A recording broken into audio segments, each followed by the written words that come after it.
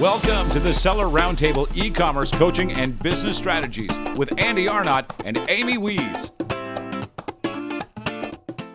It's just price negotiation. I know that at one point, Amy had said, and I think it was in a question in her group or something, that you had said that if you lead on that you're a wholesaler, that sometimes you'll get some extra money off the top. Yeah. So there are different tiers of what factories do work with. The lowest tier, the broadest tier is the wholesaler. The wholesaler is the person that sells to retailers and distributors and so on. So the wholesaler is selling that product at the lowest price because everyone else has to build up on top of it.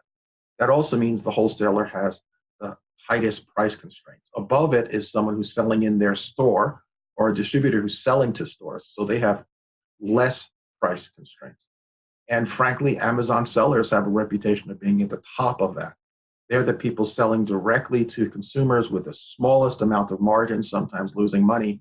And suppliers in China know that they can charge Amazon sellers the highest amount. So I encouraged earlier for you to go out, talk to your local gift store, your local electronics store, whoever you're selling to. When you do that, you are now becoming a wholesaler. So you might as well own it. Tell them, yes, I am a wholesaler. A couple of caveats in there. If you are presenting yourself as a wholesaler, you sell to retailers and so on, you're not going to turn around and ask the factory to print your FinSKU on the box, and you're not going to ask them to do DDP to an Amazon warehouse. If you're going to do DDP, and that's a whole nother discussion for another day, then have your freight forwarder do it. Don't tell your factory you're doing DDP. And if you're going to be doing a FinSKU label, then have a prep center do it after it leaves the factory, or even when it gets to the States or so on, because you're immediately going to establish yourself as someone who is deceptive to them, and you don't want to do that. If you do have the ability to sell to retailers, do it, be a wholesaler.